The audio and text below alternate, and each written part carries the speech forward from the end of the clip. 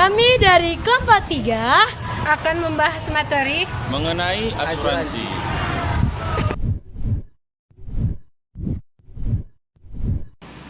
Asuransi ialah suatu kemauan untuk menetapkan kerugian-kerugian kecil yang sudah pasti sebagai pengganti kerugian-kerugian besar yang belum pasti. Dan secara umum, asuransi adalah perjanjian antara dua pihak, di mana pihak pertama membayar premi kepada pihak kedua untuk mendapatkan perlindungan dari risiko finansial tertentu. Ketika risiko tersebut terjadi, penanggung wajib memberikan ganti rugi sesuai dengan perjanjian yang telah disepakati. Asuransi juga dapat dilihat sebagai mekanisme pooling risiko, di mana sejumlah orang atau perusahaan menggabungkan risiko mereka ke dalam satu wadah, sehingga risiko tersebut lebih mudah dikelola. Pengertian asuransi di dalam Undang-Undang Nomor 2 Tahun 1992. Di situ menjelaskan, asuransi atau pertanggungan adalah perjanjian antara dua pihak atau lebih dengan sebagaimana pihak penanggung mengikatkan diri kepada tertanggung dengan menerima premi asuransi untuk memberikan penggantian kepada tertanggung karena kerugian, kerusakan atau kehilangan keuntungan yang diharapkan, atau tanggung jawab hukum kepada pihak ketiga yang mungkin akan diderita tertanggung yang timbul dari suatu peristiwa yang tidak pasti, atau untuk memberikan suatu pembayaran yang didasarkan atas meninggal atau hidupnya seseorang yang dipertanggungkan. Baik, prinsip-prinsip dari asuransi terbagi menjadi beberapa bagian, yaitu yang pertama adalah insurable interest. Insurable interest ini adalah hak untuk mendapatkan perlindungan berupa asuransi yang muncul akibat dari hubungan keuangan dari pihak tertanggung dengan pihak yang diasuransikan dan diakui secara hukum.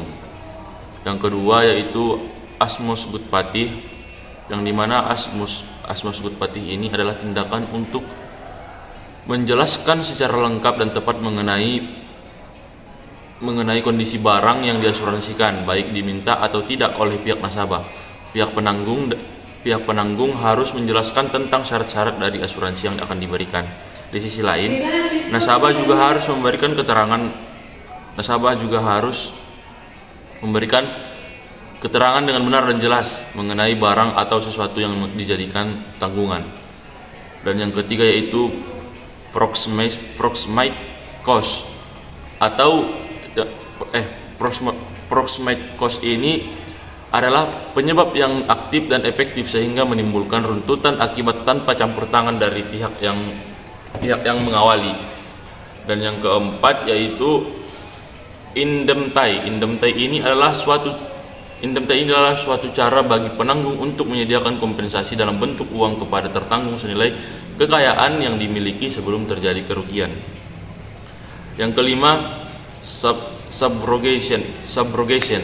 Subrogation ini adalah pengalihan hak tuntun dari pihak tertanggung kepada pihak penanggung setelah klaim dibayarkan. Dan yang terakhir yaitu contribution. Contribution ini adalah penanggung berhak untuk mengajak pihak penanggung yang lain untuk bersama-sama menanggung klaim yang diajukan pihak tertanggung.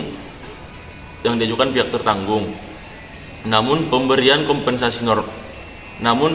pemberian kompensasi nominal klaim kepada tertanggung tidak harus sama besar. Sejarah asuransi di dunia. Pada abad ke-18, asuransi jiwa mulai berkembang dengan berdirinya Amicable Society for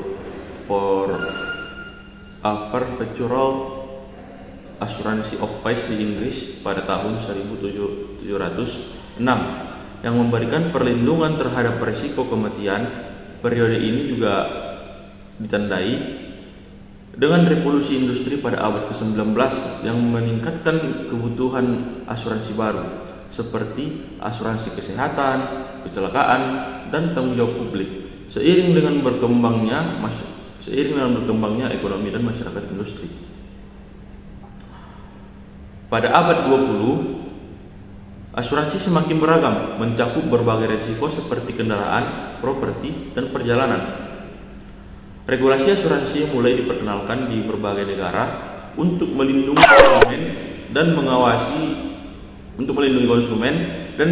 industri agar lebih transparan dan adil.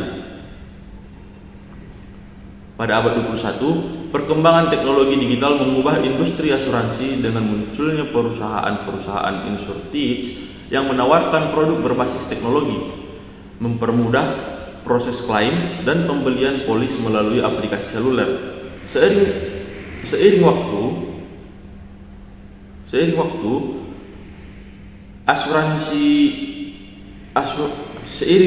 asuransi telah menjadi elemen penting dalam perekonomian global, melindungi individu, bisnis, dan negara dari berbagai risiko finansial yang mungkin terjadi. Sejarah asuransi Indonesia. Keberadaan asuransi di Indonesia tidak terlepas dari keberadaan bangsa Belanda. Pada waktu itu, sektor perkebunan milik Belanda berkembang dengan pesat dengan diiringi majunya usaha dagang milik Belanda. Oleh karena itu, untuk menjamin keberlangsungan usahanya perlu adanya asuransi. Usaha perasuransian di Indonesia pada zaman Belanda dapat dibagi menjadi dua masa, yaitu pada masa penjajahan tahun 1942 dan masa sesudah Perang Dunia Kedua. Perusahaan asuransi yang ada di Indonesia pada waktu itu dapat dibedakan menjadi dua macam, yaitu perusahaan yang didirikan oleh orang Belanda dan perusahaan yang merupakan kantor cabang kantor Belanda, Inggris, Eropa, dan lainnya. Perusahaan-perusahaan tersebut kembali beroperasi setelah Perang Dunia berakhir. Hingga pada tahun 1964, usaha asuransi Indonesia masih dikuasai oleh pihak asing.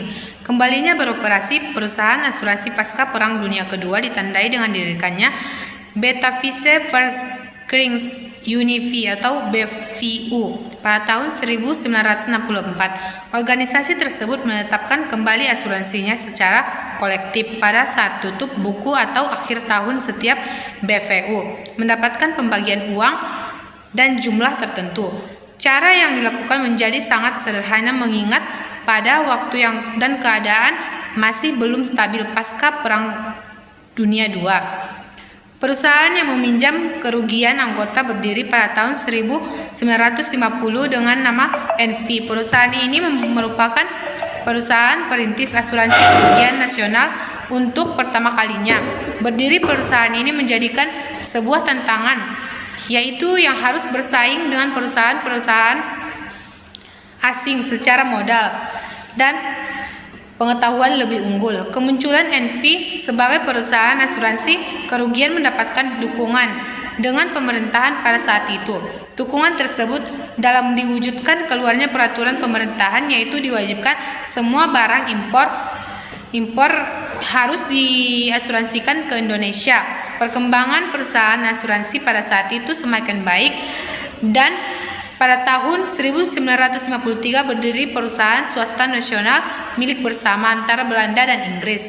Pembayaran premi yang dilakukan menggunakan devisa menjadikan biaya premi sangat tinggi. Untuk mengatasi hal tersebut, didirikannya perusahaan reasuransi pada tahun 1954 dengan nama PT Reasuransi Umum di Indonesia. Pendirian ini didukung oleh bank pemerintahan. Kegiatan PT Reasuransi Umum di Indonesia kemudian diperluas untuk itu. Permintaan Belanda melakukan monopoli dan menjalankan usaha asuransinya. Hal ini membuat kegiatan usaha asuransinya hanya terbatas pada kegiatan kepentingan bangsa Belanda, Inggris, dan bangsa Eropa lainnya. Manfaat dari asuransi belum dirasakan oleh sama sekali masyarakat pribumi. Jenis asuransi yang berkembang pada saat itu masih terbatas pada asuransi kebakaran dan pengangkutan. Pada saat Perang Dunia II, usaha aktivitas asuransi di Indonesia otomatis berhenti karena ditutupnya perusahaan asuransi milik Belanda.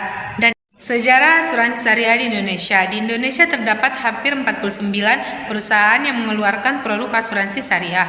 Semua perusahaan tersebut dapat mengeluarkan produk syariah setelah mendapatkan rekomendasi syariah dari Dewan Syariah Nasional, Majelis Ulama Indonesia. Ke-40 pelaku usaha syariah tersebut terdiri dari 40 operator asuransi syariah, 3 asuransi syariah, dan 6 broker asuransi syariah. Kemunculan asuransi syariah di Indonesia dimulai pada tahun 1994. Pada waktu itu berdiri PT Syarikat Tafakul Indonesia atau STI. STI berdiri pada tanggal 24 Februari 1994 atas prakasa Ikatan Cendekiawan Muslim Indonesia yang didukung oleh Yayasan Abdi Bangsa, Bank Muamalat Indonesia, PT Asuransi Jiwa Tubuh Mandiri, Departemen Keuangan RI, dan beberapa pengusaha Muslim Indonesia. Keberadaan STI semakin berkembang dengan ditandainya berdiri 2 anak perusahaan. 2 perusahaan tersebut yaitu PT Asuransi Tafakul Keluarga atau ATK pada tanggal 4 Agustus 1994 dan Perusahaan Asuransi Kerugian Syariah PT Asuransi Tafakul Umum atau ATU pada tanggal 2 Juni 1995. Perkembangan kedua perusahaan tersebut membuktikan kepada perusahaan asuransi umum bahwa potensi pasar untuk menjadi asuransi syariah di Indonesia masih cukup terbuka. Selanjutnya, perusahaan asuransi umum berlomba-lomba untuk membuka bagian asuransi syariah.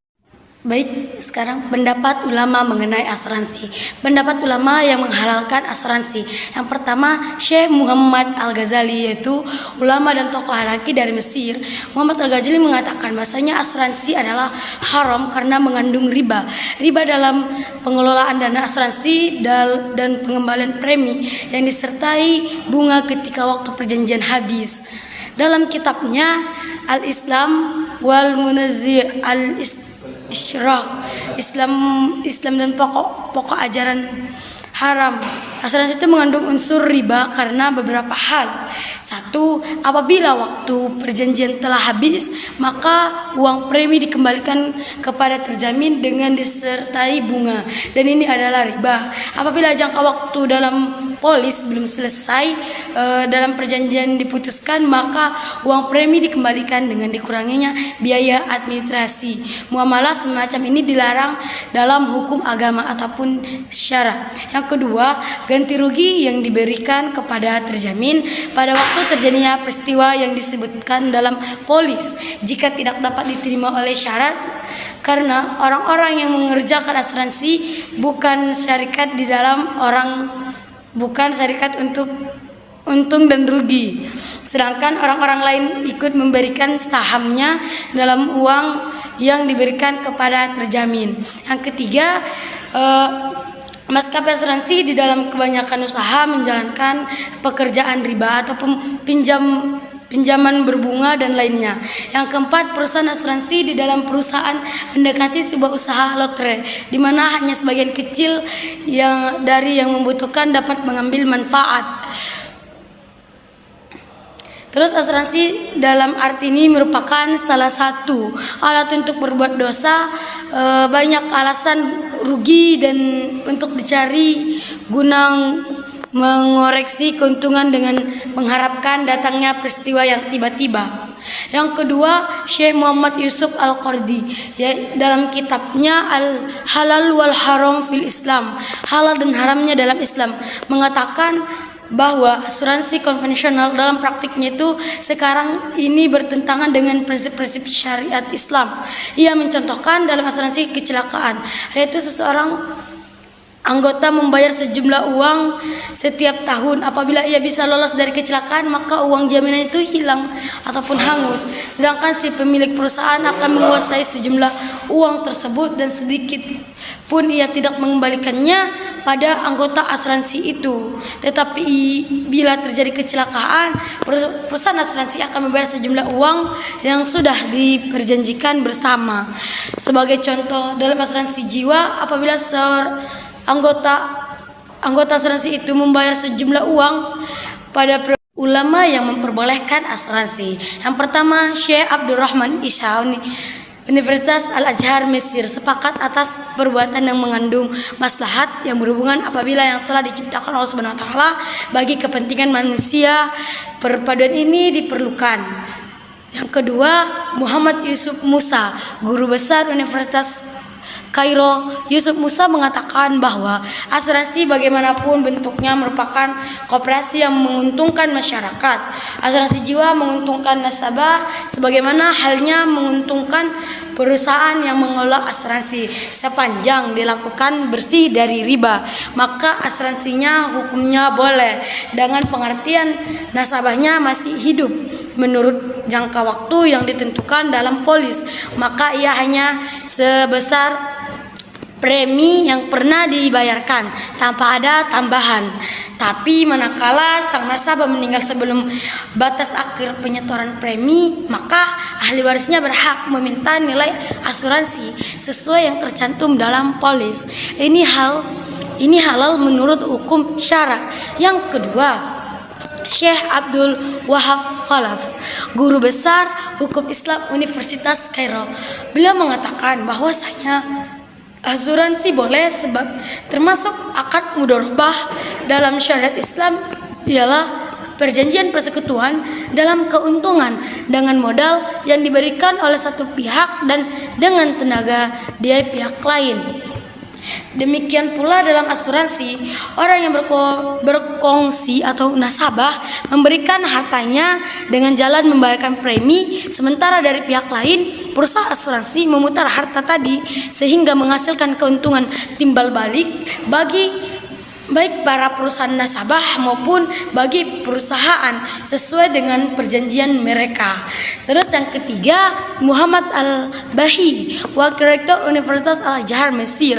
Asuransi itu hukumnya halal karena beberapa sebab. Yang pertama, asuransi merupakan suatu usaha yang bersifat tolong-menolong. Yang kedua, asuransi mirip dengan akad mudharabah dan untuk memenangkan harta benda.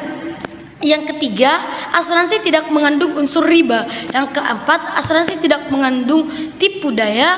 Yang kelima, asuransi tidak mengurangi tawakal kepada Allah Subhanahu wa taala. Dan yang keenam, asuransi suatu usaha untuk menjamin anggotanya yang jatuh melarat karena suatu musibah. Yang ketujuh, asuransi memperluas lapangan pekerjaan. Macam-macam asuransi. Bentuk asuransi yang dikenal dalam tata hukum Indonesia yakni sebagai tertuang dalam Undang-Undang Nomor 2 Tahun 1992 tentang usaha perasuransian dan peraturan pelaksananya.